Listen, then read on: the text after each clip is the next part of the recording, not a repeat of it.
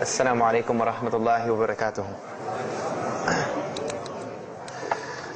الحمد لله إن الحمد لله حمدا كثيرا والصلاة والسلام على رسول الله وعلى آله وصحبه أجمعين. أشهد أن لا إله إلا الله وحده لا شريك له وأشهد أن محمدا عبده ورسوله وختام النبيين ورحمة للعالمين وداعيا إلى الله بإذنه وسراجا منيرا. أما بعد. I'm going to tell you tonight about my journey from where I once was as a former Christian youth minister to how I got to where I am now. There's a lot of bumps in the road. You know, it seems pretty clear. Yeah, you're a minister and now you're a Muslim. You know, but there's a little bit more to it, inshallah. So just bear with me, and hopefully you'll get something out of it.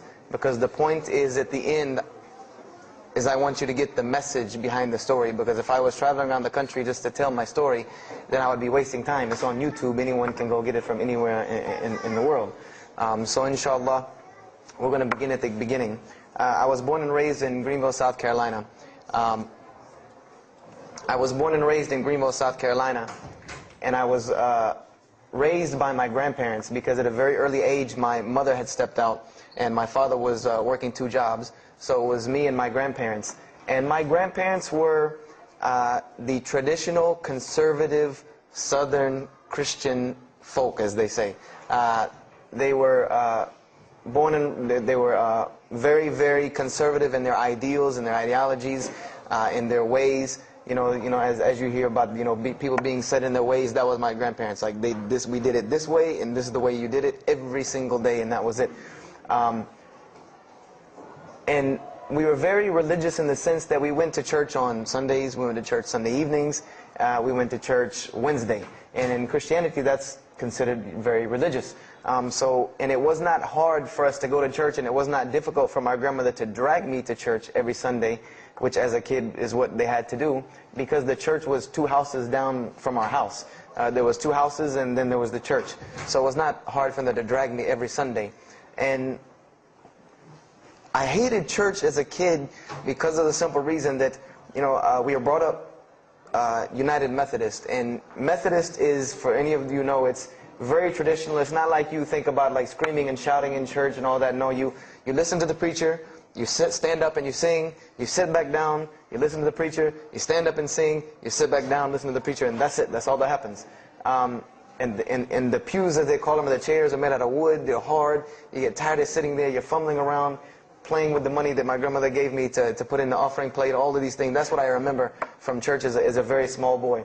But the thing that I do remember enjoying about church was Sunday school.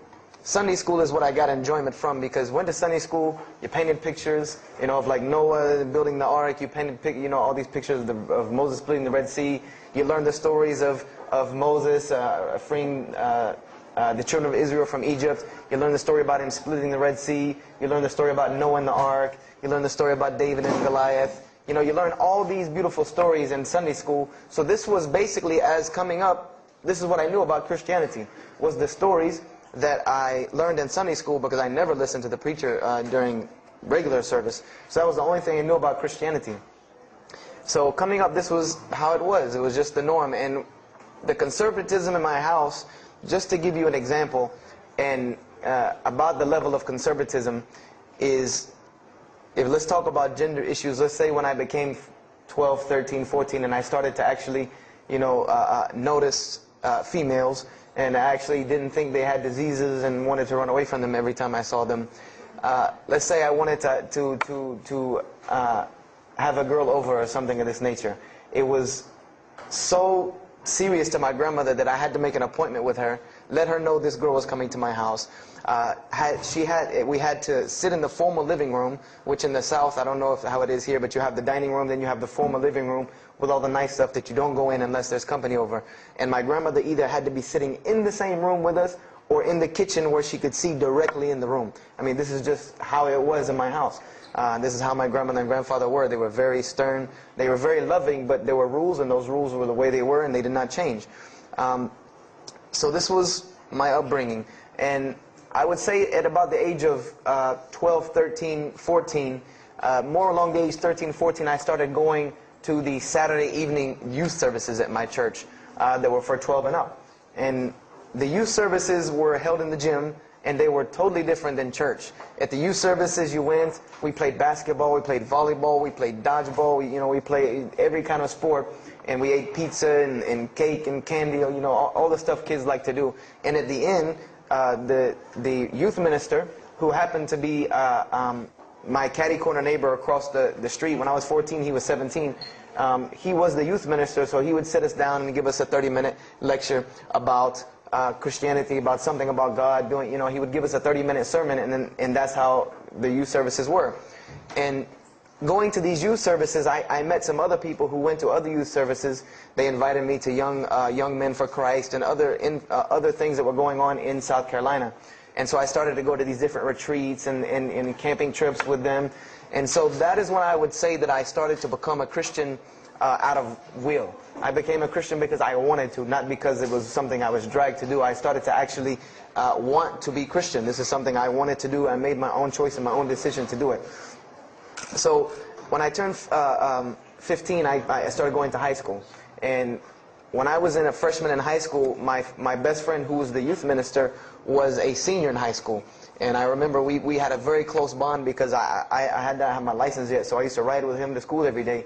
And it was a big deal for me to be able to ride to school with a senior, especially since he had a brand new, or it was a brand new, but he had a restored '67 Mustang, which I've always been a fan of cars when I was a kid. So we had a very close bond, and we were very good friends because both of our parents were very similar. They didn't let us do much. So we spent a lot of time with each other. And when I became a sophomore, he graduated and started to attend Bob Jones University. I don't know if that rings a bell with anyone, but Bob Jones University is a very prestigious conservative Christian college in South Carolina. It's probably the most conservative college I've ever seen because the Moody Institute is known as one of the most famous in this country. It's in Chicago. But Bob Jones is conservative to the point to where when it comes to men and women, like men and women are not allowed to get caught talking to each other in a room alone if they're not married, holding hands on campus. The men had to wear button-up shirts or polo shirts tucked in with slacks or jeans. The women had to wear skirts, no jeans, skirts that came down to the ankle, and a shirt that came to the wrist. And this was part of the guidelines for Bob Jones University. You didn't party, you didn't drink, there was none of this that happened at Bob Jones University. And he started going there, and his major was textual criticism. And textual criticism probably doesn't ring a bell with anyone, and to explain it in detail would probably take another entire lecture. But just to give you a brief synopsis of what is textual criticism. A textual critic takes the ancient manuscripts of the Bible, the pieces of parchment that were found all over the world, and he has to learn Hebrew, Greek, Aramaic, Latin, these languages that these parchments have been found in. And he has to take these scriptures and try to find out where they came from, why there are variations in the many different versions of the same parchment. Let's say you have Matthew chapter 1 from the Bible. There might be 5,000 different variant readings of Matthew chapter 1 in 6 languages. And so he has to be able to take all these and sift through them, try to find out why there's so many variations of the readings, and then determine which one is the original.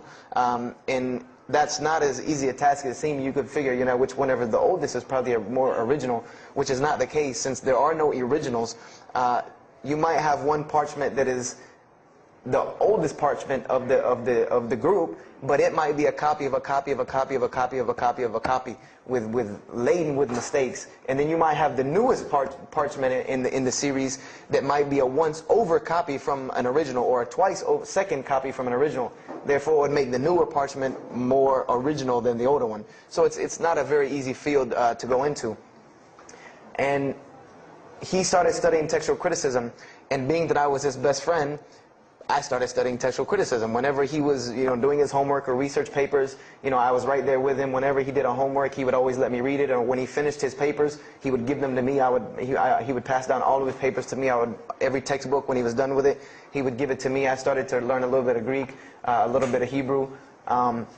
So I became, started to become a layman's textual critic, and I applied to Bob Jones University in my sophomore year because it was a 3-year waiting process for Bob Jones. And when I turned 16, almost 17, my friend came to me one day and he asked me a question that I had never really even pondered upon. He asked me, he said, "Have you ever read the Bible?" And I said, no, in church. I mean, yeah, we've all read the Bible in church. You know, your parents make you open it up and look at it. And at the Bible studies I went to, Young Men for Christ, we did have Bible studies, and we'd read a few passages and talk for 2 hours about those few passages. But he's like, no, have you ever read it? You know, like you read a book beginning to end. I said, no, I don't know anybody that's read, nobody that I knew had ever read it, beginning Genesis 1:1 to the end. He said, but this is the inerrant Word of God, as we are taught. This is our instructions on earth. Why haven't we read it? You know, why have we not read this book? And I said, you know, that's a very good question. And he gave me a challenge. Well, it was basically a challenge for us both. He said, let us start with Genesis 1:1, and let's read the Bible, and let's see what God says to us. Because this is the inerrant Word of God, inspired to men, for instructions for us. So let us see what God says to us. If God can talk to the preacher through this book, why can't he talk to me? I said, you're right. I said, that's very good. I had a lot of time on my hands. I wasn't really allowed to do much anyway after school, so I said, why not? Let's read the Bible. I was somewhat nerdy as a 14, 15-year-old, 16-year-old. So we started to read the Bible, and we decided to go from Genesis 1:1. And what we tried to do, this was the attempt that we made, was to not think of anything that we'd ever heard about Christianity, but to open the Bible, and let's say I just found this book in the desert, and read it and see what it says to me. Let it talk to us. So we started Genesis 1:1, and we started reading through the Bible. You know, we did some of it together, and most of it I did by myself, because I'm a very, very quick reader, so I decided to read a lot on my own. And as I was reading through the Bible, I started to notice the stories that I had heard in Sunday school. You know, you start reading Genesis, you read about Adam and Eve, we all know that story. You started reading about Deuteronomy, Exodus, you know, the stories of Moses, the story of Noah, the story of Lot and Abraham, and all these stories that I know. But I was surprisingly and astonishingly shocked by some of the stories that I read about these same people that I learned about in Sunday school. Just for instance, and this is a big testament to why Allah kept sending us prophets and why Islam was sent as a complete and perfected deen with the Quran. If you read about Noah in the Bible, there is the story about Noah saving humanity from the flood with an ark and all of that. There is this in the Bible. There's another aspect to the story of Noah that not many people know about unless they actually take time to open a Bible. This will not be preached from any pulpit anywhere. Is that the Bible says that Noah was an alcoholic. This is the Bible's portrayal of Noah, or Nuh alayhi salam, that he was an alcoholic, he was a drunkard. This is the word used in the Bible, that he was a man given to alcohol. And I'm a psychology major, and my field of specialty is mental illnesses, and alcoholism is one of those, is a mental illness. And I know from seeing alcoholism's effect on one of my close friends' parents, I know that someone who is truly addicted to alcohol, and if Noah lived for so long addicted to alcohol, he was seriously addicted to alcohol. It is hard for someone addicted to alcohol to hold down a 9-to-5 job working at McDonald's flipping hamburgers, much less construct an ark to save humanity from a flood that's never happened. So that stopped me for a moment in my tracks, and I said, Noah was an alcoholic.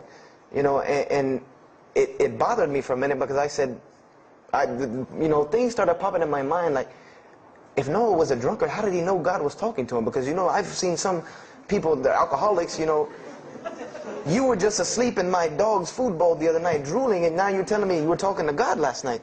You know, you know, to rationally, that would not make sense to me. That's like, you know, an alcoholic on the street coming to you and tell you God's talking to him. You know, he has no, this would give this man no validity. This man has no validity with anyone. So I didn't pay it too much attention. It caught me, but I said, you know what, I'm going to keep going, because there's one thing that you don't do in Christianity, and I'll tell you what it is in a minute when I started doing it. Then I came across the story of Lot, or Lut alayhi salam. And we all know the story of Sodom and Gomorrah in these stories, but there's another very twisted story in the Bible about Lot and his daughters. There's a story of Lot and his daughters in the Bible that says his daughters got him drunk one night and seduced him and committed incest with him. A'udhu billah. This is the Bible. This is one of the Bible portrayals of the prophets of God. The person who saved his family from Sodom and Gomorrah. This is the story that is in the Bible. So I'm catching myself again like, oh, this is becoming a really bad habit that I'm seeing. This is becoming a bad recurrence that I'm seeing over and over again in this Bible. So, you know, after that I started, you know, speeding through some of the other mumbo jumbo to get to more of these prophet stories. And I got to the story, there are others, and there are some stories in the Bible that are not PG rated, period. They're not rated for talking anywhere. You know, you would need an 18 and up ID card to be able for me to even tell you these stories. So the one that intrigued me, that caught my attention the most, was of my most beloved story in the Bible, and that was of David and Goliath. That was my most intriguing story to me, because not only was, you know, it said that in the Bible that David was a very small man and Goliath was a very big man, and that was appealing to me because I've always been very short, and as a kid I was really short. So, you know, I said this was a very beautiful story to me, just in its prose and in its concept of overcoming. And so I started to read about David. And there are very beautiful stories about David in the Bible. There are indeed. But there is one story about David in the Bible that shocked me to my core. And it's a story about three people. There's three people in this drama: David, Bathsheba, and Uriah.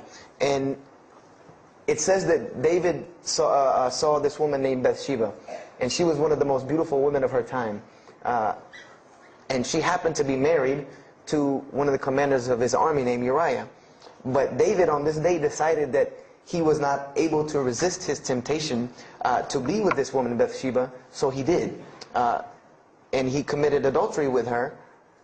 And knowing that he did this, the way that he decided to cover it up was he sent a letter to the generals of his army saying that when the battle was fierce, for everyone to pull back and abandon Uriah so that he would be killed, and when he dies then he could have Bathsheba, no harm, no foul. So David went from being the slayer of Goliath, the hero from man, to an adulterer, a plotter, and a murderer. And so this is when I really caught myself and said, hold on now. Something's wrong here. Something's got to give. I said, because to me, God's prophets in my mind were people of example. People who I could follow as an example. Someone who was supposed to be the best of us, so that we could follow them and emulate them. And they're turning out to be worse than some of the people that you see on America's Most Wanted. David is somebody that, if I only knew this about him from the Bible, I see him coming down the street, I'm going the other way and calling 911, because he has to have a warrant out on him for something. This is what I'm thinking in my mind. This man is not an honorable man at all. Okay, he killed Goliath, yeah, but he killed this other guy named Uriah to be able to commit adultery with his wife. So I committed the cardinal sin in Christianity. I started asking questions. This is the one thing you do not do in Christianity, is you don't ask questions, especially not about issues like this. So I went to my pastor and I started asking questions. You know, what's going on here? You know, pastor, there's a very bad recurring habit about these men in the Bible. What is the deal here? And I remember he told me the same thing that almost every pastor or every evangelist or anyone I talked to about this, same answer, almost like it was programmed. They would put their hand on my shoulder and say, Brother Joshua, don't let a little bit of knowledge wreck your faith, because you're not justified by knowledge, you're justified by faith. And they would quote me verses like, lean not on understanding, you know, Paul's, we're justified by faith in Jesus Christ. You know, they would quote this whole line of thing to me like it was already pre-programmed, that they programmed in pastor school that people are going to ask you questions and here's the answer. So, you know, I said to myself, you know, I don't know, pastor, you know, this just seems kind of odd. He said, let me tell you something. What you're reading is the Old Testament referring to God's covenant with the children of Israel. And they were a different people, a very stubborn, crazy people. So why don't you move on to the New Testament? In the New Testament, you'll find the new covenant that we're under with Jesus Christ, and I promise you things will change and be better. I said, okay, perfect. So I went ahead and finished and got to Malachi and then started with the New Testament. So I opened the New Testament. I said, two things will change and be better. I said, okay, perfect. So I read went ahead and finished and got to Malachi and then started with the New Testament. So I opened the New Testament. I said, here we go. Let's start all over again. But there were a few things that I had learned from the Old Testament that I wanted to keep in mind when I started to read the New Testament. I learned, number one, that God was one in a unique sense. This is what I learned from the Old Testament, that God was one in a singular, unique sense. This is over and over and over and over very clearly in the Bible. God's nature is one. This is so clear through the Old Testament. And that He was very jealous about His worship. And every single time the children of Israel would turn to something else other than Him, He would punish them and restrict their lifestyle. This is something that I learned. And it kind of, the similitude to me with how God dealt with the children of Israel was, and I hate to use this stark contrast, but it's almost as if one of us went out, God forbid, I hope not, and let's say we went out here and robbed a bank. You rob a bank, you're going to jail for a long time. And every day when you wake up, do you think that jail is going to look like the Hilton at LAX? No, I doubt it. It's probably dark, cold, bad food, orange jumpsuits, not nice people, the whole 9 yards. And the reason why this is, and I know this now from studying psychology, is that this is supposed to be a stark reminder every single day when this person wakes up that you are in jail. This is supposed to remind them every single day you're in jail because you committed a crime. And we run this, not you. This is the message that is being portrayed to this person in jail. So when the children of Israel kept rebelling against God, He restricted their lifestyle. If you study Judaic law now, it is some of the most strict religious law you can find. All of the good things that we enjoy as Muslims, even when it comes to dietary laws, like the good parts of the meat that we are allowed to eat, they can't have these things. These are things that are restricted from them. Why? Because God, Allah, wanted to remind them every day that I am Allah. I am your God. You will worship me. I run this, not you. And I understood this from reading the Old Testament. This is a concept I had come across. So I started with the New Testament, Matthew, Mark, Luke, and John. And one other thing that I did when I started to read the Bible was, if you go to Barnes & Noble, let's say you go to Barnes & Noble and you take a book off the shelf, what is usually the first thing you look at? The title. Then the next thing, the author. You want to know the title and the author. What is the name of the book? Who wrote it? And if you do this test with every single book of the Bible, you get a title and no author. Author unknown. Or author is appears to be so-and-so. Or we derive that so-and-so possibly written this. Like let's just say for Exodus, they say Moses wrote Exodus.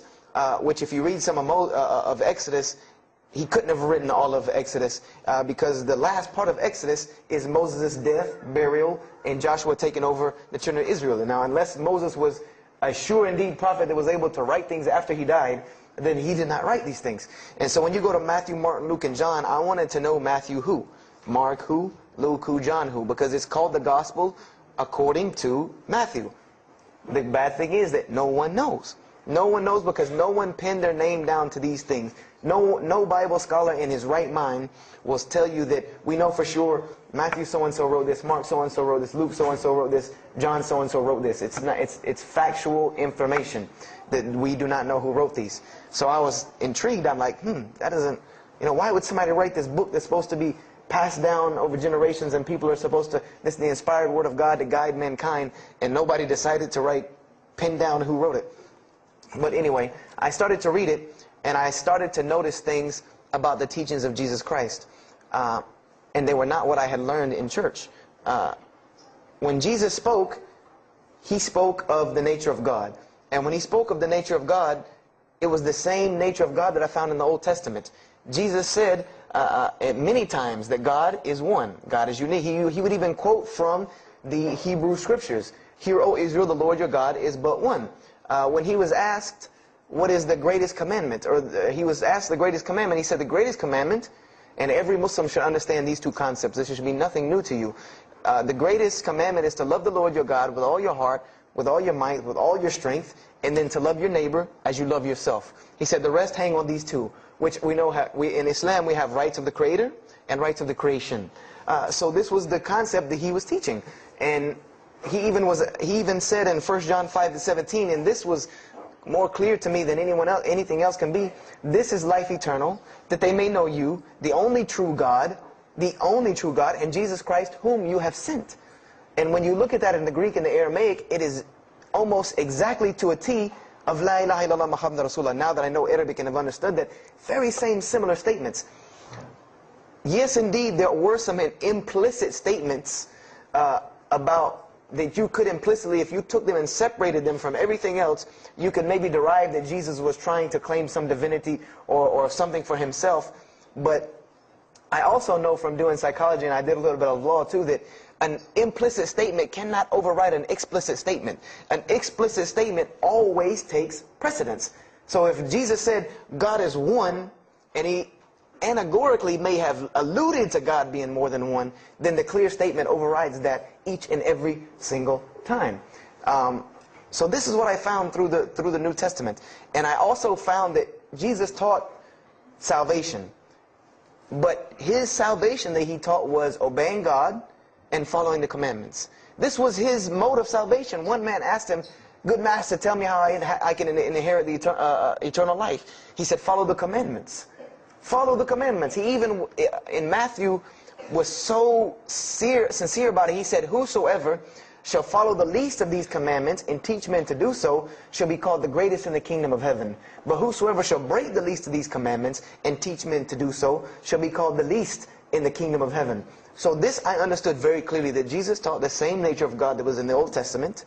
He taught that the salvation lied in worshiping God and following the commandments. This I understood. Matthew, Mark, Luke, and John were very clear about this. You know, there were other things, the only begotten Son, you know, but these things were not in red letter, so I did not give them as much weight as what I did to the actual words that Jesus Christ was saying out of his own mouth. So I read Matthew, Mark, Luke, and John. All of it was saying the same to me. I said, and I was thinking to myself, this is not what I was taught about Christianity. You know, you're taught that God is 1 in 3, 3 in 1. You know, 1, 1, 1 equals 3. You know, Father, Son, Holy Spirit. Jesus died on your cross to forgive your sin.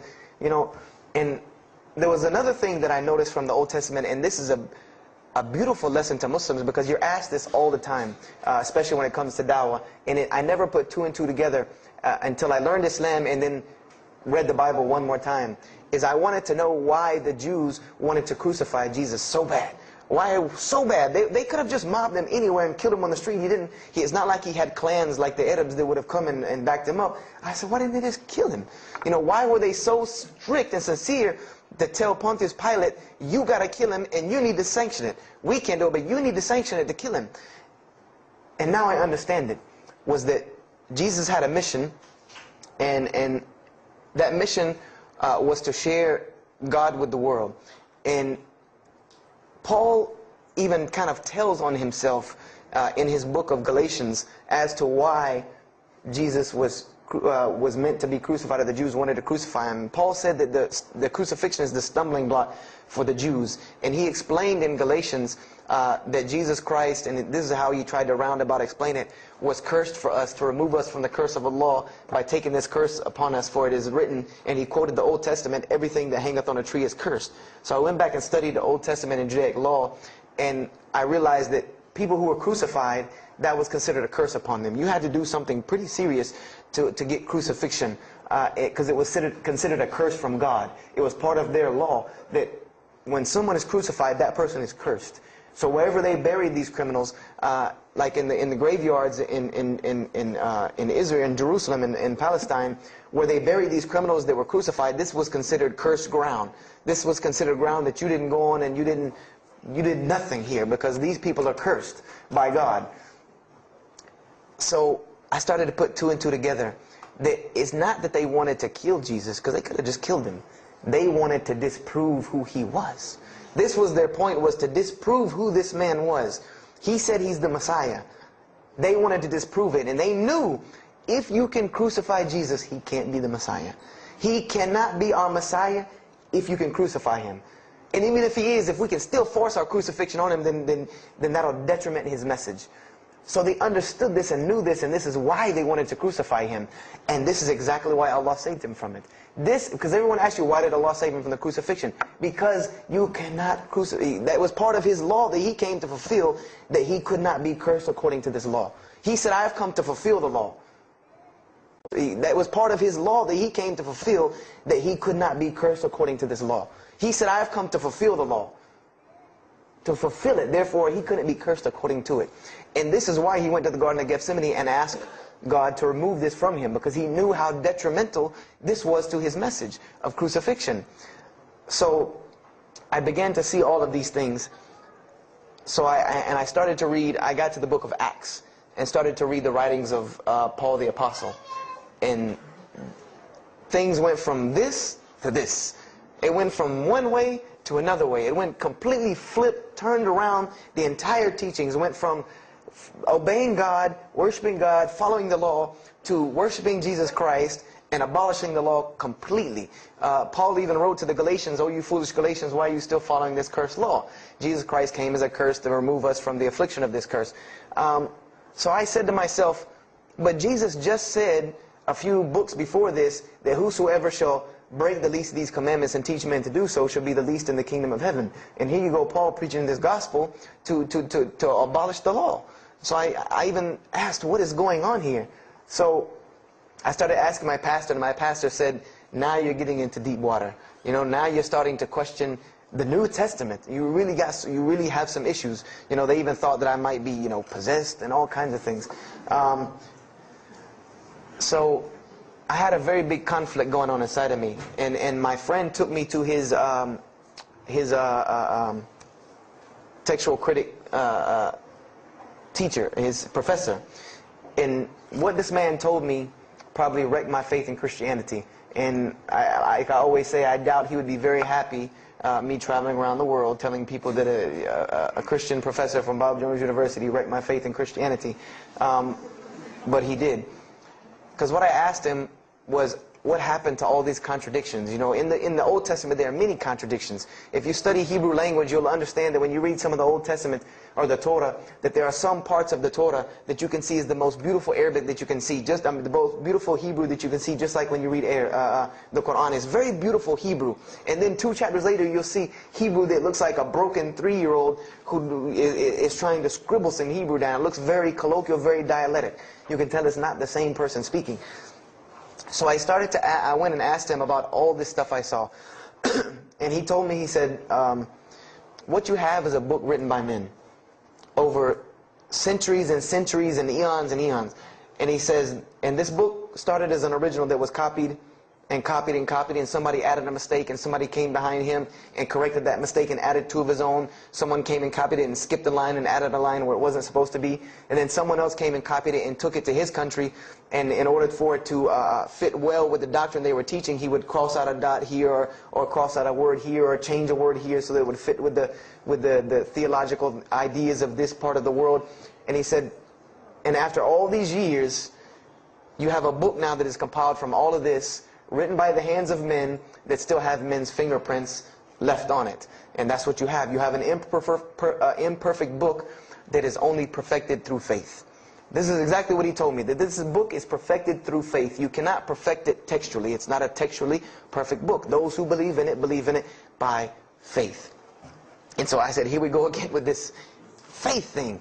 You know, I said, God gave me a brain for a reason. If he did not want me to use it, he would remove this reason and logic part of my brain out and replace it with more faith. So, and I was of the opinion, as the saying goes, my grandmother didn't raise a fool. I'm no fool. I said, I can't believe in this. This book I've been taught is the inerrant word of God, and you're just telling me that it's a book of errors that's only perfect through faith. That's like me taking a 1982 Datsun all beat up and saying, if you believe it can be a Mercedes. If you believe. That would make no sense. You can't take a car to the car dealership and say that. No, if you really believe it, if you look at it right, it's a Mercedes. So I said, no, this is a book full of errors. And God's religion is perfect. If God has a religion, it's perfect. If he has a book, it has to be perfect because he is perfect. So I left Christianity completely. And I decided that I was, I had learned some concepts from the Bible. God was one. You couldn't fool me of that. I had also concepted that there should be nobody standing between me and God, because He created me without permission from anyone. Therefore, I don't need to be taking permission from someone to go to Him. If I had to be forgiven for something, it should come from Him, because on the day of judgment, it's going to be me and Him alone. And I didn't know about God's prophets yet. I had my doubts and persuasions about that. So I decided to start searching other religions. I went back to Judaism. I studied Judaism. I found the same thing that Jesus taught about two spiritual Jews that leave the law, and Jews that were so caught up in the law that they left no room for spirituality. I studied Buddhism, Hinduism, Taoism, Confucianism, Wiccan, Bushido. Everything I could get my hands on, every type of ism or religion, I studied it. But there was one litmus test that I used for every religion. And whenever I met them, or the people, or whatever about this religion, I would always ask them, do you have a book? Do you have a book? Because another thing I had come to the conclusion of is that if your religion is true, you should be able to tangibly hand me something and show me that this religion is true. Give me something that I can see. I don't want to hear that faith stuff anymore. I heard that all my life, and look where it got me. It got me thinking I'm driving a Mercedes running around in a 1982 beat-up Datsun. I said, no, you have to show me. And so I read the Bhagavad Gita, I read the Torah, I read the Scrolls of Tao, I read the Code of the Bushido, I read the Wiccan Book of Spirits and Spells and all that other magic stuff they have. And I read all of these things, and I found something very congruent with all of it, was that there were very same philosophies and teachings in all of these major religious books. They all talked about God and His nature. Most of them alluded to the fact that God is one, and that God sends messengers to us and people to us to teach us. But they were filled with a whole bunch of garbage, to be honest with you, that I couldn't logically, rationally believe. So at about the age of 17, just about the time, about 17 and a half, I gave up my search for God. And I became kind of angry with God, because I said, here I am looking for you, and I can't find you, and it doesn't look like you're giving me any help. And I don't know how many of you know, but for a 17-year-old that is frustrated with God and the world, there's a lot of trouble he can get into. There's a lot of things he can do to put himself in predicaments when he's frustrated with the world and had come to the conception that, if there's a God that exists, then He doesn't really care about me. That's a kind of a dangerous young man. So I started doing the whole partying in trouble, going to parties, drinking underage, all of this stuff I started doing. I'm a perfectionist at heart. So when I was a Christian, I tried to be the best one I could. If I was going to switch to being any other religion, then I was going to do that 100%. So you better believe when I went after the dunya, I did that 100%. And I was a martial artist since I was 15 years old, and even though it was only 2 years, 2 years at 17, you think you're Bruce Lee. So I got into a lot of fights. Got kicked out of school, had to go to another school, got in one fight, got arrested for a fight, and there were a couple incidences that stopped this downward spiral, because I was on a very, very quick downward spiral and I believe if I would have continued on that downward spiral, I would probably end up hurting someone, killing someone, or them hurting or killing me. And there were two incidents that brought that to an abrupt stop, like pulling the emergency brake. And the first one was a car accident that I was in. My friend and I were on the way back from Clemson University from a frat party, and we were driving up 385 in South Carolina, and we were both highly intoxicated, and I decided that night that he was driving, I decided to put my seatbelt on for the only reason that I kept falling over when I fell asleep without the seatbelt on, because I didn't really believe in the seatbelt thing, because I said if I'm going to die, I'm going to die. That was the conception that I come up with, that if it's time for me to die, it's time for me to die. I didn't believe in the whole tying your camel thing. So I put on my seatbelt, and I fell asleep. And the next thing I know, I remember waking up with the car shaking, and I woke up to grab my friend because I thought maybe he had fallen asleep. But when I woke up, the only thing I saw was the tree line and then the pavement coming right at my face, and the window smashing and the car flipping, the whole 9 yards, and us landing in a ditch. And I remember getting out of the car. That was the first thing I thought. I number one, I couldn't believe that, you know, you don't really think about, oh, you're alive. No, you just move. I jumped out of the car and realized that I had jumped out of the back of the car that wasn't there anymore. It was still in the median on the other side of the highway, and the front part of the car was over in the ditch. And I drug my friend out, who was knocked unconscious, and pulled him over the side of the road. I had no injuries. I looked at myself trying to find what's missing, and there was nothing but a piece of glass stuck in my arm that I pulled out, and it missing. And there was nothing but a piece of glass stuck in my arm that I pulled out, and it just so happened that a state trooper was passing the other way, because he turned around and came back. And when he came back, he asked what had happened. And the first thing he asked me was, did you see what happened? Because there was other people who would pull over, so I guess he thought that I was a bystander, because I started to walk towards him. He's like, did you see what happened? You know, where are the people? I said, yeah, I really saw what happened. I was in the car. You know, and he was like, you know, as they say, like the color drained out of his face, because he was shocked. He said, there's no, how were you in that car? You know, and of course they took the hospital. My friend got arrested, DUI. But before he put us in the ambulance, he was a man of God, because he looked at me and he told me, he said, young man, you better realize that you're on this earth tonight for a purpose. The only reason you're still alive is that God has a purpose for you. If not, you don't live through things like that. People without purpose, if you didn't have a purpose, then this night would have been your night. So you need to realize that. I said, this old man's out of his mind. You know, if God had been looking for me, he had the opportunity to get me a long time ago, so don't tell me about that God stuff now. So I paid it no attention, and about a month later, 3-4 weeks later, my friend and I, same two, he's on crutches still, we decided to go to New York City. We decided to just take off, drive to New York City. We didn't tell our parents where we were going. I said I was sleeping in his house. He said he was sleeping in my house for the weekend. So we drove to New York. And in New York, I remember going to the ATM to get some money. And in New York, they have these ATMs where you have to go in the little glass room to get your money at ATM. I don't know if they have that here or if any of you have been to New York. Now, alhamdulillah, you have to put your bank card in to go in there. But in '97, it was not like this. You went in, and it was almost like the game Mousetrap, because you go in, take out your money, criminal comes right in behind you. There's nowhere for you to go. You know, there's nowhere to run. So I went in, I took my money out of the ATM, and I heard the door open behind me. You know, so I turned around. You know, I thought somebody was coming in behind me, and there was a man who put a gun to my face. And he must have really, really, really, really needed this money, because he didn't ask me anything. He didn't say a single word. I just remember looking at the gun in my face and him pulling the trigger. And it was a revolver. And to this day, I'll never forget that image in my head of seeing that little spindle turn and hearing that very distinct click of a revolver. And it probably could have been like a .32 snub-nosed gun like this, but when it was in my face, it looked like one of those like cannons that you see on the movies. And I remember when he pulled the trigger, I didn't think anything. You don't think anything. You just blank. You just go into this like shock of blankness.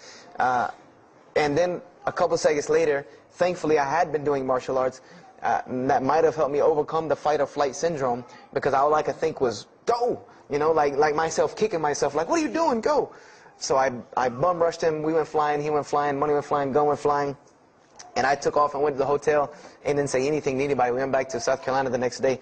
And I didn't say anything because we weren't supposed to be in New York. My grandfather would have killed me. If that guy didn't kill me, my grandfather would have took care of it. So I didn't say anything until about a month or two later. You know, I kept having nightmares about this same incident. I kept having night terrors from this incident. And so I told my grandmother about it. And she told me the same thing that the officer had told me. She said, you know, you have to realize that God has a purpose for your life. You're here for a reason. People don't go through the things that you've been through and still walking on this earth without a reason, and you're pushing the limit. This is what she told me. You're pushing the limit, really. God has something for you, and He wants you to get it, but you're pushing it. And she didn't tell me to go back to Christianity and study my Bible. The only thing she told me was that God hasn't gone anywhere. You just have not looked in the right place yet. And so I decided to put myself back together. You know, the car wreck, the gun thing, the getting arrested for fighting, like all of that, like really made me stop really quick and think, that I need to get my stuff together. So I became an agnostic, someone who I believed in God with no form of religion. I prayed to God on the floor on my hands and knees, because this is how all the books of God, this is how the Bible, the Torah, the New Testament, the Bhagavad Gita, all of these scriptures that I ever read, they said that this is how the men of God prayed. And it was during this time that I did read one book about Islam in the public library, because I had never heard of Islam ever. But I remember I was looking in the religious section in the library at school, and there was a book about Islam, and or it was in the library, the public library, and I remember it was some title like "Why I'm Not a Muslim," or some, one of these titles that was propagandistic against Islam, but I had no idea. So I just took the book and I read it, and I remember it said that Muslims, M-O-S-L-E-M-S, and any of you knowing Arabic knows that's a very derogatory word. A Muslim is someone who oppresses someone else. That's a very quick sleight of the pen that was used in the past for a very real purpose.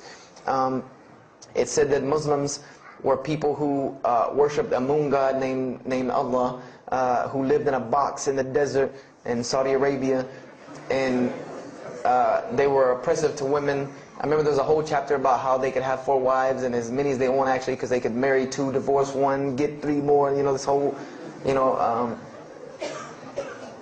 it said that, I remember the one thing that really caught my attention was the whole chapter on jihad, where it said that Muslims were allowed to kill non-Muslims at any time, at any place, without discretion, and it was an honorable act, and not only would they go to heaven before it, but they would get 70 virgins on the way.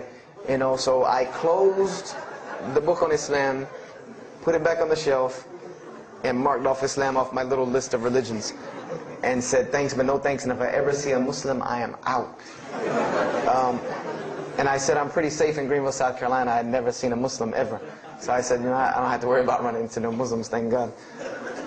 So, I started, just worshiping. I tried to just be a good person, pray to God, ask Him for guidance, try to be a genuinely good person. And I remember what changed is when I met a Muslim. I met a Muslim who I had met a couple of times at school. We had went to school together, and I knew him, but I never knew that he was Muslim. And there's a couple of reasons why I never knew he was Muslim.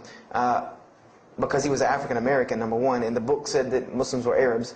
And number two, I didn't know, I thought Muslims ran around, marrying as many women as they want and killing non-Muslims. I didn't know that they could also be part-time drug dealers. So I never knew that this guy was Muslim. I didn't put 2 and 2 together. So we were at his house one day, and me and my other friend, the one that I got into a lot of trouble with, I'm trying to keep him out of trouble now. We were at his house, and we were debating something about religion. I forget what even the topic was, but you had 2 teenagers thinking they know everything. And I was trying to explain something to him about the Bible. And that guy came in and was listening. He said, "Have you ever heard of Islam?" I said, "Yes, I've heard all about Islam." He was like, "Okay, so what do you think of it?" I said, "What do you mean what I think of it? That's probably the worst religion I've ever seen on the face of the planet." He's like, "Why?" And he's like, "But I'm a Muslim." I was like, "Man, stop playing." You're an African American. He's like, "So?" I'm like, "The book said you guys were Arab. All the Muslims were Arabs." He was like, "What else did you read in the book?" And I told him. He was like, "Man, what in the, what have you been reading?" He's like, "You need to go to the mosque for Jummah." He's like, he told me, he said, "I'm not a good Muslim." This is what he said to me. He said, "I'm not a good Muslim. I'm not even going to try to front and say I'm a good Muslim." He said, "But I can guide you to some people that can tell you the real truth about Islam," because he knew about my story about wanting to find religion. And he said, "You need to go to the mosque for Jummah." And I said, What's Jummah?" He said, "It's just like church with no chairs." And I said, "I can do church with no chairs because in church the chairs were the worst part anyway. Because they had these hard benches that you sit on that are like this, and they're so hard." I said, "That's good. You sit on carpet? Wow, man, every church should be like that." And I said, where's the mosque? He said, it's on Wade-Hampton Boulevard. I said, where on Wade-Hampton Boulevard? I lived on Wade-Hampton Boulevard. I lived right off of Wade-Hampton Boulevard. He said, you know where Lee Road intersects with Wade-Hampton? I said, yeah, I live on the other side of that intersection. He said, it's right there. I said, no, it's not. There's nothing. There's a gas station or a church. He said, yeah, you know that church, the Evangelical Missionary Training Facility? I said, yeah, I used to take missionary classes there. He said, you know that building in the parking lot with the gold thing on top? I said, yeah, the gym? He was like, no, that's the mosque. Because I had always thought it was the gym because it was in the same parking lot and it was just rectangular with 2 glass doors in the front, and you could literally walk in between with 2 glass doors in the front, and you could literally walk in between the church and the masjid and touch them like this. Anyone who doesn't believe me, go to Greenville, South Carolina, look at the masjid. You can almost touch both of them just like this. He said, yeah, it's right there. I said, I've never, you know, at first I was shocked, like I've been living across the street from all these crazy Muslims all my life. You know, I said, I never knew. You know, and he told me to go to Juma, and I asked him what time. He said he would meet me there at 1 o'clock in the afternoon on Friday. So I said, okay. I went on Friday, and I'm waiting outside for him. You know, I'm not going inside. That's not happening. You know, and I'm seeing all these people going in, and at this time, it was a predominantly Indo-Paki Arab masjid. Anyone who went in was not American, period. And I did not see even one African-American going there. And I did see one, and then when he went in, I heard him talking in a dialect that I realized he was probably from Africa. So I said, he's not American. So I'm not going. I'm waiting, and I'm standing outside, sitting on the church steps, and the imam pulls up and parks right in front of me, who I had no idea he was the imam. But he got out, and he asked me, you know, am I waiting for someone, this, that, and the other? And I explained to him. He said, oh, yeah, we know this brother. You don't see him that much, but we know who he is. And, you know, he said, I'm glad you came. You know, he was a very, very nice, gentle young man. And he invited me into the mosque, and I kind of wanted to wait on my friend, you know, but I didn't want, you know, at the same time I didn't want to tell this man I don't want to go in. So I went in, and they put me in the back and gave me a chair anyway. And I said, I came to sit on the floor. And they gave me a chair anyway, you know, and all of these people are piled up in front of me, and there's no Americans here, and I'm starting to wonder, you know, if this is a setup, because it's starting to smell like a setup to me, because in my mind I'm like, you've been set up before, and this seems kind of like this. So, and I'm starting to think in my head, you know, scenarios, you know, a young mind at play. You know, I said, this other guy, my friend, he probably was in the same situation like me, and he probably made a deal with them to get out, as long as he brought other Americans and tricked them into coming to the mosque so they could do their jihad after Juma and get their 70 virgins. So I'm sitting here, and there's all these people in front of me, and then there's a curtain with all these people behind me making noise, and I have no idea who's back here. So I'm stuck in the middle of this. I hear that it's some women, but I don't, you know, there's a curtain. I have no idea. So I'm like, there's something very odd about what's going on right here. I'm like, just let me make it. I'm starting to look for the exit. I'm like, you know, calculating how many people are between me and the exit. You know, I know some martial arts, so I said I'm going to hit a couple of them, and I'm out. And then the imam came, and I just now realized that he was the imam because he got up on the minbar, you know, and they started to call the adhan. And, you know, I said, okay, that man seemed nice. He seemed genuinely nice, so I felt a little more comfort. And then he got up after the adhan, and he started his khutbah. Inna alhamdulillah nahmaruhu. And I said, oh my God. I said, I bet you he's talking about me.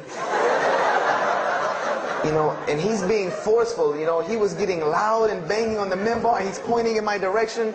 You know, I'm like, oh man, I gotta get out of here really quick, you know. I said, well, I'm gonna take my chance with the women behind me. I'm going through the curtain. And then he started to, when he got done with his Arabic tirade, he started to explain it.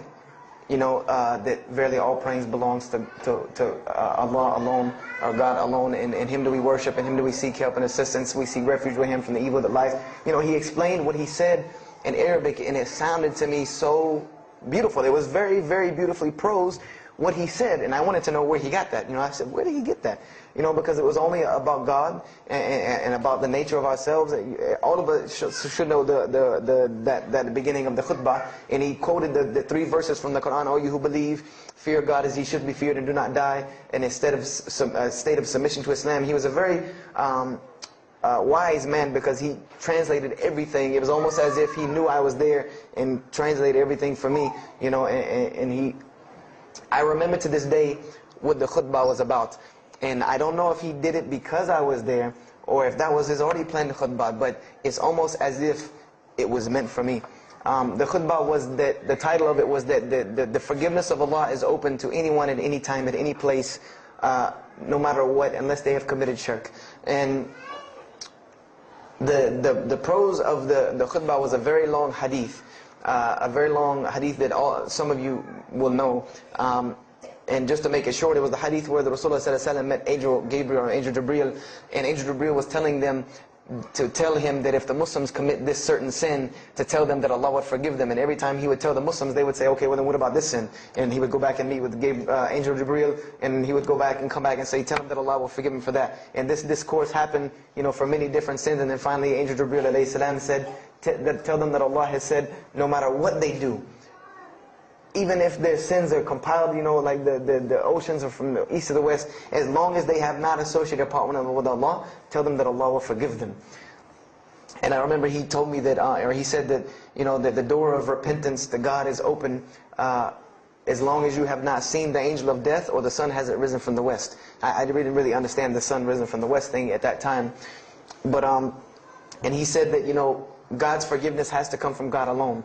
And this was the whole premise of his khutbah, was on forgiveness and tawbah.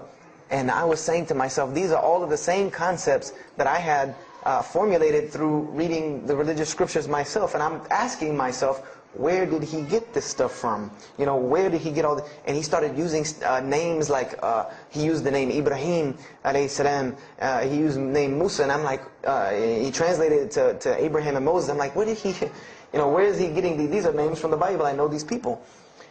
And so after the khutbah, they started lining up for the prayer. And I got apprehensive because everybody's getting up in front of me and blocking my exit from the door. And so I guess one guy in the back saw me, and because I had to move back a little bit, he said, we're about to pray. And I said, pray to who? And he said, to God. I said, which one? And he said, the one that created the heavens and earth. The same one that's in the Bible, the only creator of the heavens and earth, the only God. I said, yes, I know him. And so the Imam started to pray, and when he recited the Quran, I know it sounded very intriguing. I had no idea what it was. But then when I saw Muslims bow and prostrate on the floor, verses and verses of every religious book that I had ever read started ringing off in my head, that this was the way men of God prayed. And the first thing that I could think of in my mind was, this is worship. That's what I said to myself. This is not prayer, because prayers are asking God for something. These people are worshiping God. So I said to myself that you've written this religion off way too easily. I thought I was a much more open-minded person than that, and I was ashamed of myself that I had written it off with just one little book. I had put all these studies into the other religions. I read this one thing about Islam and was done. So I went to the Imam after Jummah. He talked to me, and I would have to say that I was probably a little bit rude with him. And I've asked him to forgive me. I saw him a few years later. I said, you got to forgive me for the first time you saw me. Because he started telling me, would you like to know a little bit more about, he had a very heavy accent, he was an Egyptian brother. Would you like to know a little bit more about Islam? He tried to give me some pamphlets. I said, no. I don't want any of this right here. I said, do you have a book? This is what I wanted to know. Do you have a book? Can you give me? He said, yes, we have a book. I said, it's called the Quran. I said, can I read it? Is it in English? Can I read it? He said, sure, you can read it. And then he tried to explain it to me a little bit, how it came by. I said, nah, just give me the book, because the book should speak for itself. So I took the Quran home, and on Friday night I started to read it, because this is a book I had never seen before. And I was very interested. So I went home and I opened the Quran, and I read the Fatiha. It seemed to me kind of like the Lord's Prayer. It was a little similar to what I found in the Bible. But then I started to read Surah Al-Baqarah. I started to read Surah Al-Imran. And I started to see names that I had seen before. I started to see names like Abraham, Moses, David, Jesus, Yahya, John the Baptist, Zechariah, Mary. And I said, I know all of these names, but there was something different about these people in this book. The prophets that I found in the Bible were people that were deplorable, of not very good character. these same men in the Quran were someone who were at the highest echelon of moral character and moral fiber. They were someone that was an example to be followed because they lived the message that they preached. Therefore, they were able to be followed and emulated. So, I read all of these chapters, and I read the story of Jesus, peace be upon him, because when I saw the name Jesus first, that really intrigued me. I wanted to see, what does this book have to say about Jesus? And I read the story in Ali Imran, and I read the story in Surah Al-Maryam, and it was more beautiful than anything I had ever read in the New Testament, or any nativity story that I had ever heard. It was more beautiful than that times 10. I remember the only thing that I could capture anything I had ever read in the New Testament, or any nativity story that I had ever heard. It was more beautiful than that times 10. I remember the only thing that I could capture in my mind was the miracle of how, because in the Bible you never really figure out the conflict of how Mary gets over this finger pointing at her about her coming with a baby and she's not married. There's no real end to that. There's no real defense for her from this in the New Testament. But the Quran is so explicit and so clear that Jesus' first miracle was to speak from the womb, to speak as a baby and defend the honor of his mother, something that you cannot deny, something that you cannot deny about her, who Mary was, when you have this baby speaking on her behalf. So I would say I read the Quran entirely in 3 days.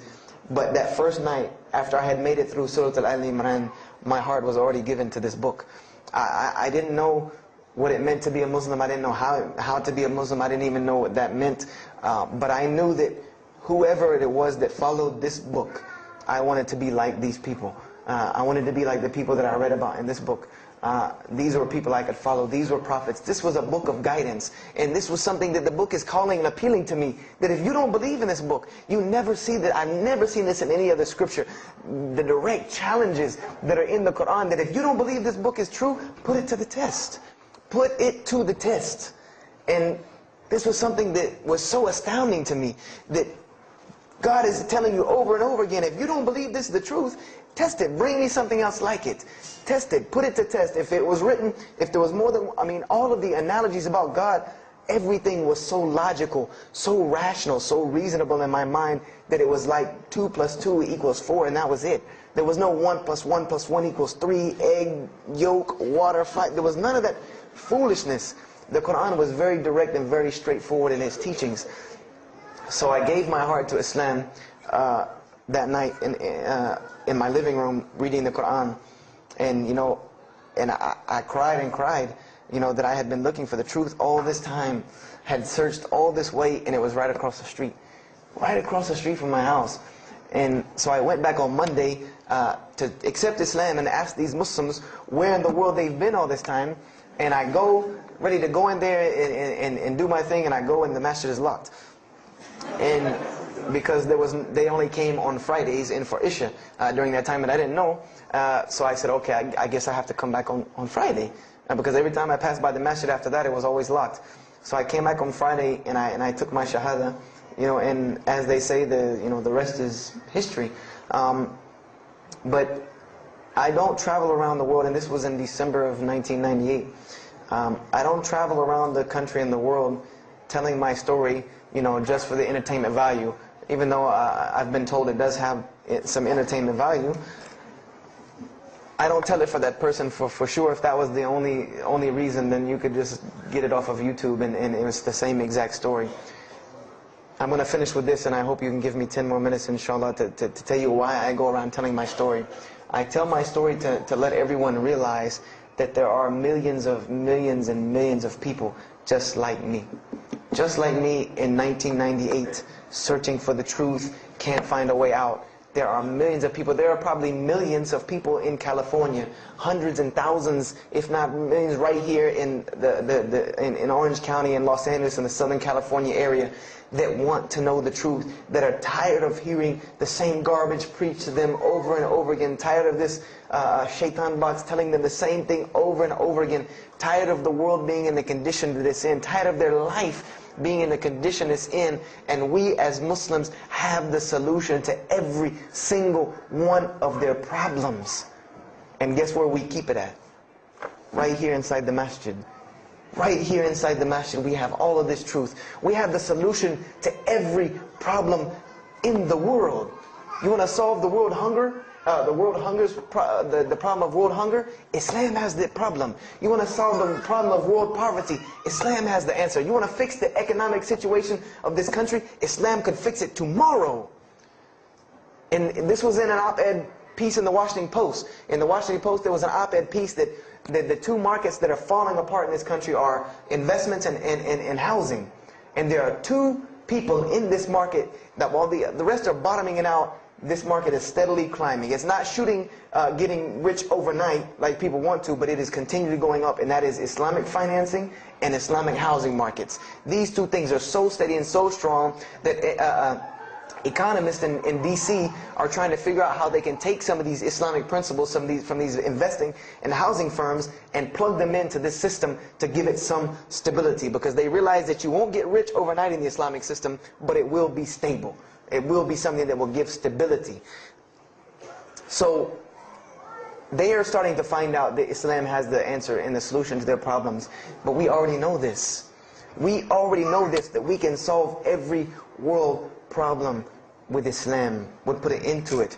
But the problem is, we're hiding it from the people. Unfortunately, willingly or unwillingly, knowingly, unknowingly, we are hiding this from the people.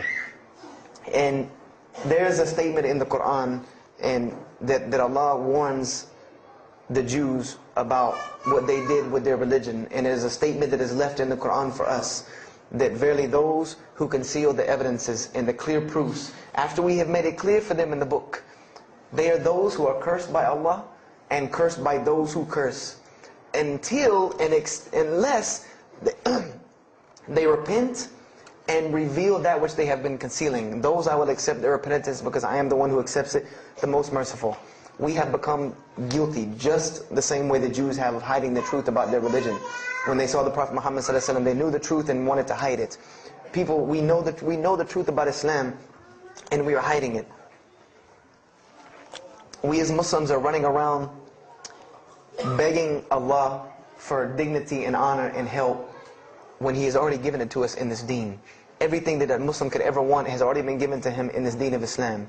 Anything that you ask Allah for, there is an account set up for you to go take it out of. You just got to find it where it's at. And any of you, I'm not going to go through the ayahs for they're too long, but if you want to know the solutions to every one of your problems in this world and the hereafter, just go read Surah Al-Saf, ayah 10 through 13.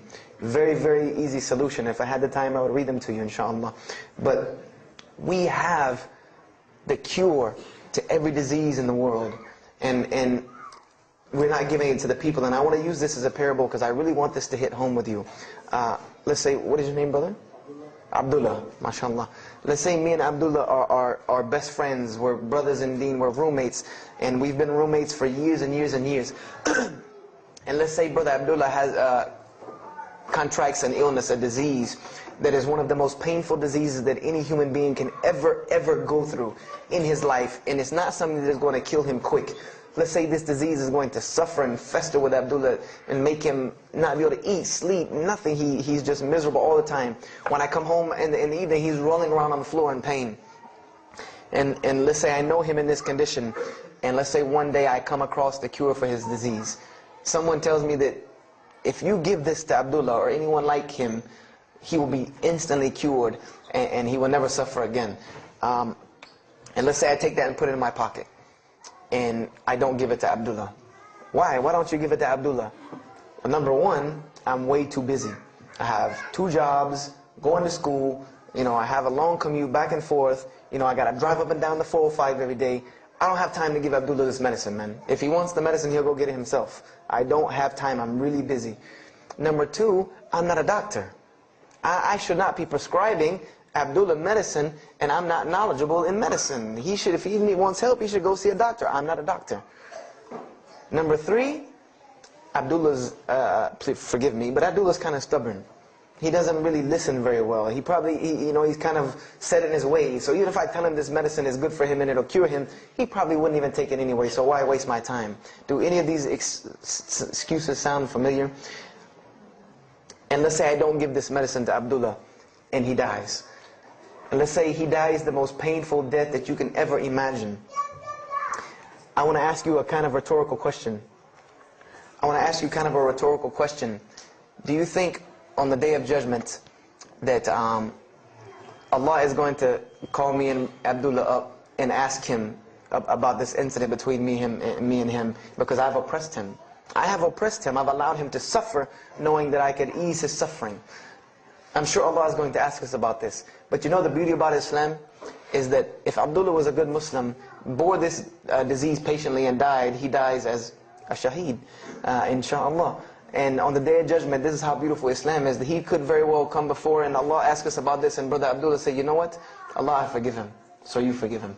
This is the beauty of our religion. And Allah will forgive me. But the disease I want to tell you about is the disease that every single non-Muslim walks around with. And Allah will forgive me. But the disease I want to tell you about is the disease that every single non-Muslim walks around with every single day, and they don't even know it.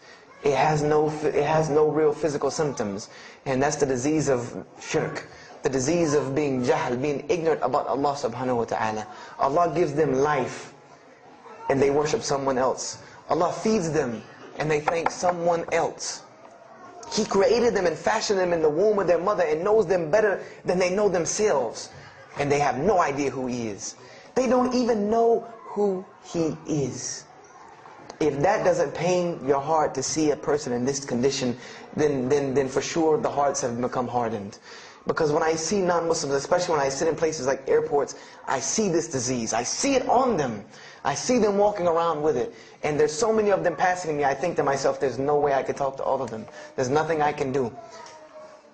And this disease is something that not only is not going to show up as a physical symptom, and is going to leave them ignorant about Allah subhanahu wa ta'ala, but when the day they die, they will die the most physically painful death that anyone can ever suffer. The Rasulullah said that when the angel of death comes to the disbeliever, it doesn't come kindly. He yanks the soul through the nose, and it's as if his flesh is torn from his bones.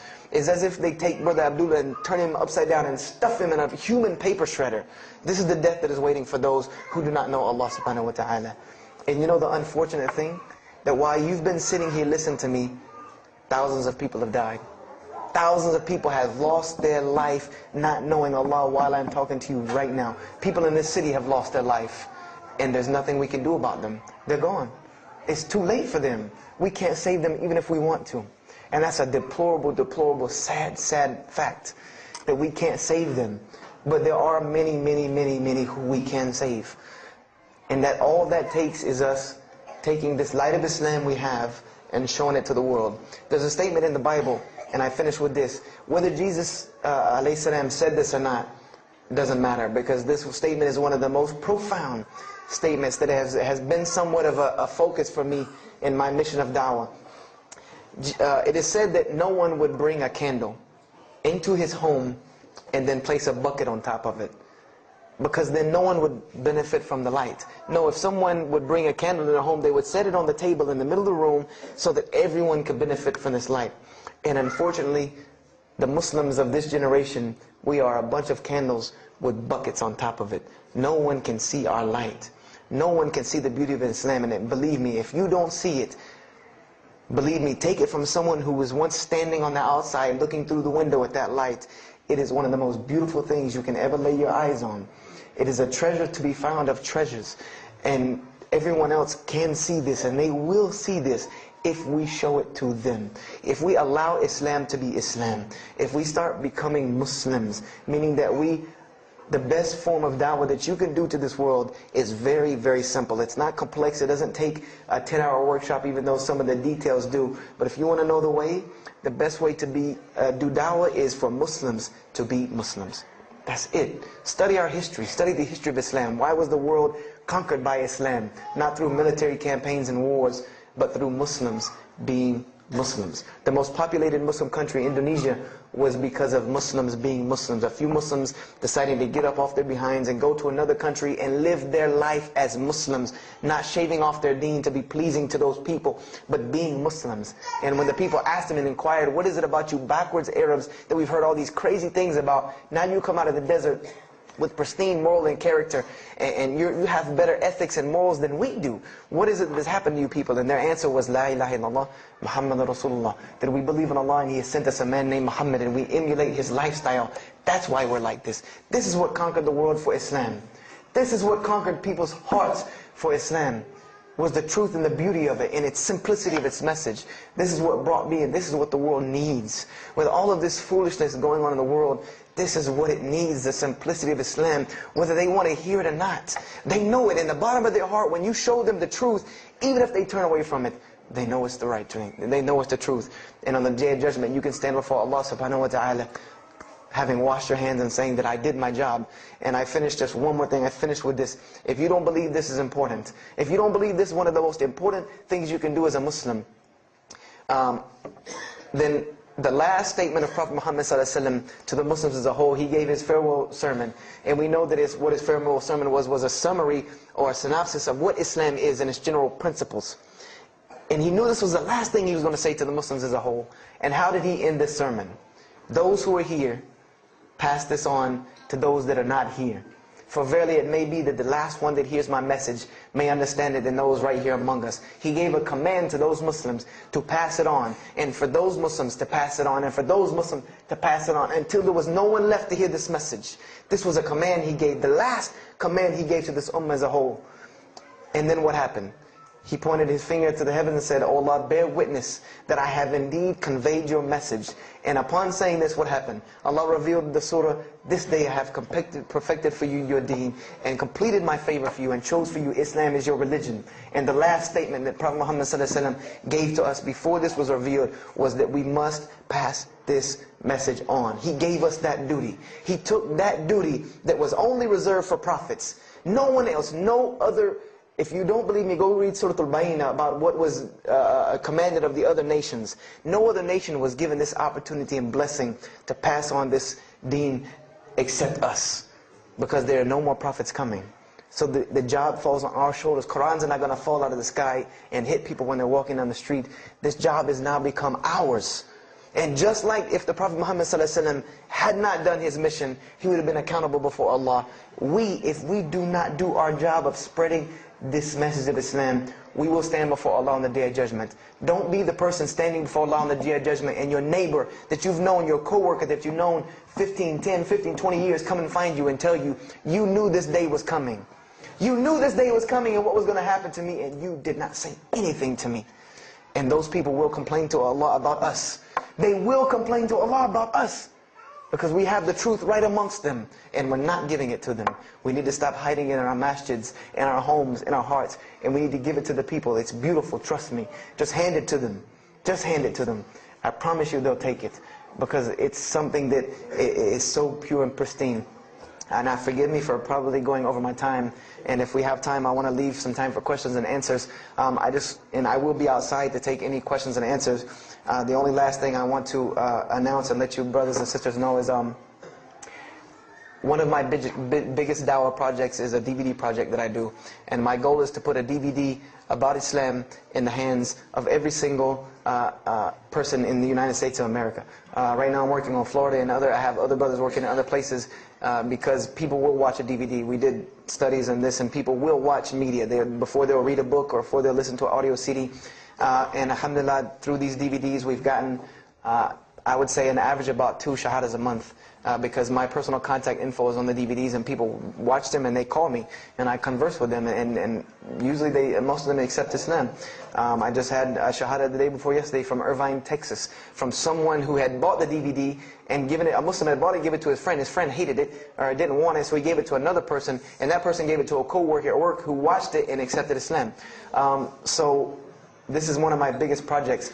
And the way this project works is I make 100 DVDs, and I brought 2 of them with me today. I'm going to explain what they are. The way this project works is I make 100 DVDs, and 75 of them go out to different dawah arenas. And the other 25 I make available for Muslims to purchase for two reasons: so that they can be, so that I can buy another 100 to make, and so that you can share in this ajr along with me. Because when you purchase a DVD that makes another DVD, or you give it to a friend, then you share in this ajr with me. And everyone knows that da'wah is the biggest pyramid system because of the hadith Rasulullah sallallahu alaihi wasallam, that one who calls to guidance gets the same reward as the one guided, without that reward being lost from him. So I made these DVDs available to the Muslims so that you can put a little effort in da'wah and make another 100 inshallah. So I brought two today, and they're outside.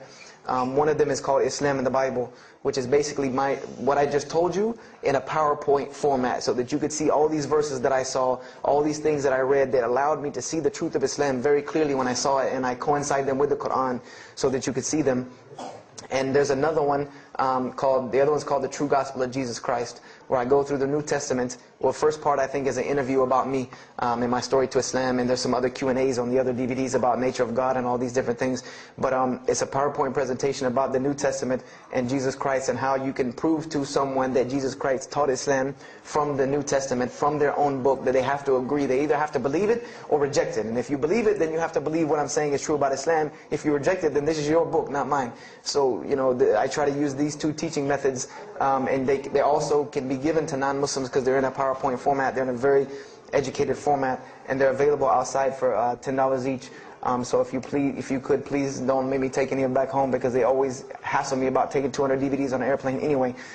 So please come and get them. And if you have any questions, my contact info is on there and everything. If you have any more questions for me, and my website and everything. I thank you for your time, and if anything has been of benefit, know that truly all good comes from Allah subhanahu wa ta'ala. And if anything that I have said is incorrect or hurtful or shameful, know that indeed that comes from my own nafs and my own lack of understanding. أقول كذا هذا واستغفر الله لي ولكم فاستغفروه إنه هو الغفور الرحيم. السلام عليكم ورحمة الله وبركاته.